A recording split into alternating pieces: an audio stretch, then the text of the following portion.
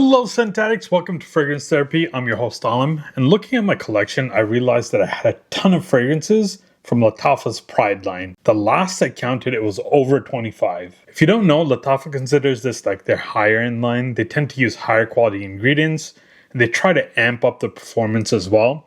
There's also sometimes a slight bump in price, especially when it first releases, but then it usually does come down after a couple of months. With so many to choose from, I decided it was time to give you a top 10.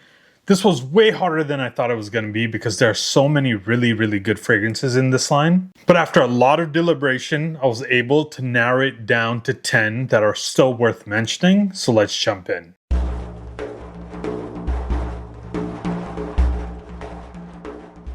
Just before we jump into the list, just a quick reminder, please hit that like and subscribe button. 85% of my viewership comes from unsubscribed folks. A simple like and subscribe helps the channel to continue growing, allows me to keep bringing you the unbiased, unfiltered fragrance content. For the folks who have already subscribed, I truly appreciate it. But that's enough of that, let's jump into the list. At the number 10 spot, we have Maharaja Gold, and this is inspired by Merchant of Venice Mystic Incense. I've not smelt the original, so I can't say how close it gets, but what I can say is this thing is a killer, and it kind of flies under the radar. This is an ambery, woody, sweet fragrance, extremely rich and dense. You also get aromatic florals with lavender, tuberose, and jasmine. Definitely woody and smoky notes from incense and cedarwood, but it's not too overpowering. The sweetness comes from like caramel and amber that's in the base, and it helps balance the fragrance out. This one is classy as heck.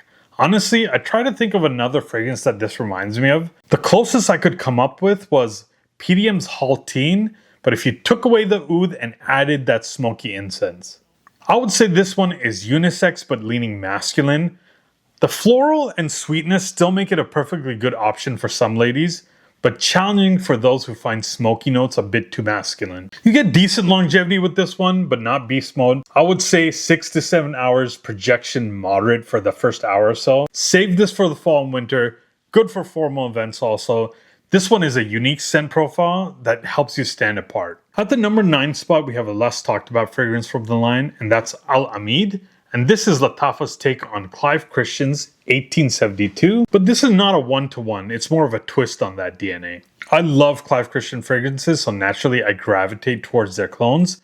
What I don't love is Clive Christian prices though. Like $350 for 50 ml just gives me heartburn.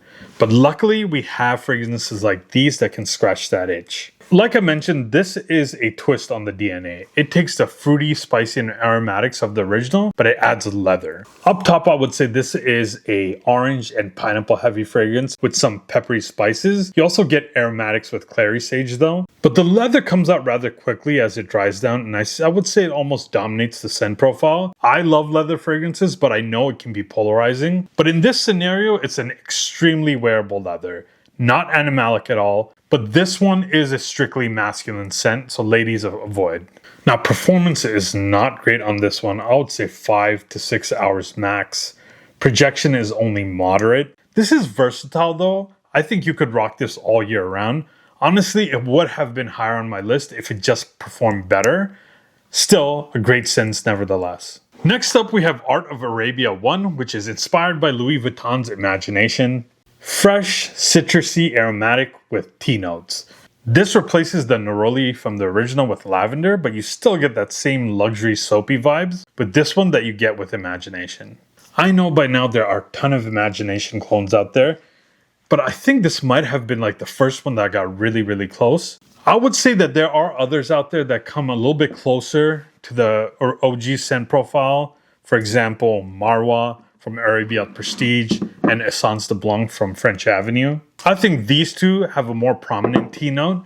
This one still has the tea, it just doesn't pop as much as the other two. I would say this still gets 85% close. It's still a good choice, especially for those who find that tea note challenging. Performance is good for a fresh fragrance, 7 to 8 hours. Projection is moderate, but performance has never been a strong suit for these fresh scent profiles. I would rock this mostly in warmer months, maybe early days of fall. I think ladies could pull this off too, but definitely masculine leaning. Next up, we have La Collection d'Antiques 1910, and this is a spot-on clone of Rabanne's 1 Million Elixir. Apple, rose, wood, strong, creamy vanilla and tonka base. This one is hands down the best clone of 1 Million Elixir.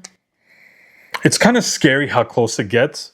I honestly wanted to put this one higher on the list, but to be fair, they're all so good that they can kind of shift up and down depending on my mood, except for maybe the ones that are on the tippy top of the list. Strong performer as well, longevity is very good, 8 hours, projection strong for the first couple of hours. You would think that the rose and vanilla would make this a unisex fragrance, but no, only men should stick with this one. Fall and winter only as well. At the number 6 spot, we have Artisan Ethnique, which is a clone of Sugar Addict by Born to Stand Out. I have never smelt a Born to Stand Out fragrance before. I might have to get some decants because the ones I have clones of, they're really, really good. For example, Mahad al-Dahab from Arabia Prestige. This is an amazing fragrance, and apparently it's a clone of Born to Stand Out's Drunk Lovers. And honestly, if I wanted to just test it out somewhere, I have no idea where to go to test it out, so I'll have to decant some. Now, this kind of reminds me of a scent that would live in the Angel Share and Kamra family.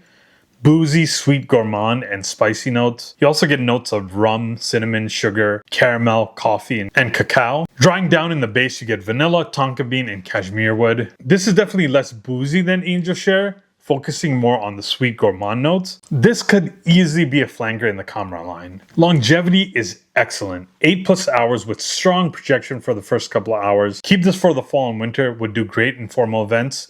100% unisex as well. Also date night, I think it would be a good option. Next up, we have Eternal Oud with its crazy funky bottle, and this is inspired by Mason Francis Kirkjohn's Grand Soir, but it adds a twist. Warm ambery vanilla fragrance, grapefruit and plum in the opening, and I love me some plum in my fragrances. You also get like a creamy sweetness with the ambers and vanilla. What Grand Soir is, it's a pure smooth benzoin and ambery scent. What Eternal Oud does, it introduces a soft oud to the base that's not present in the original. The oud is not overpowering, it's not stinky, subtle yet impactful. Excellent longevity with this one, 8 to 9 hours. Projection is moderate. This is a classy scent that's not meant to be overly loud. Very, very masculine scent. Fall and winter only. Perfect for a suit and tie. Next up, we have Art of Universe, and this is still my favorite clone of Ex Nihilo's Blue Talisman. I prefer this one over Tarathi's Electric. Similar scent profile, but this one just performs much better. I know that there's one that recently came out from Mason Azrar.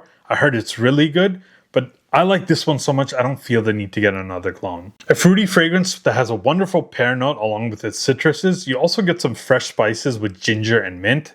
That combo gives it like a real fizzy feel. It also has this slightly metallic take to it, but the metallic take is not crazy. It's just slightly there. It enhances the profile. You also get this nice woody ambery dry down. This opens slightly sweeter than the original Blue Talisman, but as it dries down, they definitely get closer. In the air, I would say they're almost identical, 90% close. Now, there is some negativity around the OG Blue Talisman, but that's because I think it's overpriced for its scent profile. This one is an amazing deal for $45. Longevity is very good, 8 hours, projection strong for the first 2 hours. This was one of my most worn fragrances this last summer, and it does really do the best in warmer weather. Definitely a masculine fresh as well. At the number 3 spot, we have the most recent release to the Pride line, and that's King of Arabia.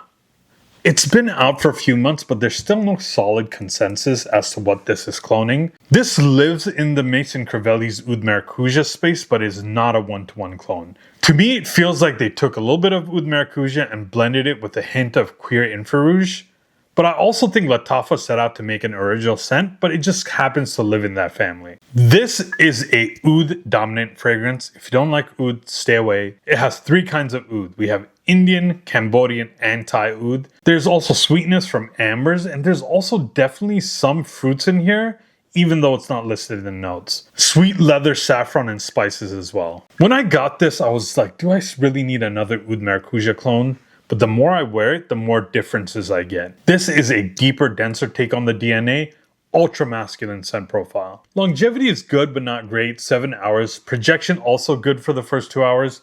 I think this is a mature scent, not meant to be super loud or super beast mode. Best for cooler weather, really good for formal events. I actually recently wore this to a wedding, I got a ton of compliments. This one has really grown on me the more I've used it. Now, I went back and forth as to which one I should put in my number 1 spot, but my number 1 just edged this one out. But at number 2, we have Art of Arabia 3, and this is a really, really good fragrance inspired by Clive Christian's Blonde Amber. When it comes to Clive Christian Blonde Amber clones, this was for the longest time the only fragrance in the game. A few more have popped up now, and I know Aromatics has been pushing a soon-to-be-released French Avenue version, but for the time being, I still think this is the best option you can go with. And man, this is a sexy scent profile. Tons of ambers and resin. Sweet creaminess from dates, vanilla, and tonka bean. But it's not all sweetness though. You get tobacco and woods that add some much needed darker depth. This stuff smells way more expensive than the price tag would suggest. Now the OG Blonde Amber is currently riding a hype train. The fact that this came out in 2023, it shows that Lattafa was ahead of the game when it comes to that one. Excellent longevity. I'm talking about 8+ hours. Projection strong for the first hour, and then it does kind of settle in. Cold weather gem. Leans heavily masculine though, so ladies beware. At my number 1 spot, we have none other than Vintage Radio, and this is an 85 to 90% close take on Initio's Paragon. Plums and woods are the main attraction here. Now, plum is like my favorite fruit note when it comes to fall and winter fragrances. It's not as vibrant and doesn't pop as much like citruses do. Instead, it's a deeper sweetness that comes off way more sensual. You combine that with woods, aromatics, and spices, you get a masterpiece. Longevity is good, not great, 7-ish hours. Projection is moderate, comes off more classy and sophisticated, not super loud. I think this is masculine leaning, but I think ladies could rock this one comfortably. Yet another fall and winter gem. But I can also see this being used on cooler days in the spring. I find it very versatile. Use it with sweater and jeans or dress it up with a suit and tie. In my opinion, this is the crowning achievement of Lattafa's Pride collection. If you've noticed, most of these are colder weather scents. I'm not sure if I'm just in that fall state of mind or if Lattafa just excels at making colder weather fragrances for this Pride line. I bet it's a bit of both. Either way, all 10 are amazing options. So there you have it, folks. My top 10 fragrances from the Lattafa Pride line. Let me know in the comments if I left any off that you would have included on your list. And please hit that like and subscribe button. Every single subscription helps this channel grow so I can keep bringing you this type of content. Let's get to that next milestone, which is 5,000 subscribers. And stay tuned for more affordable fragrance content. Until next time, I'm out.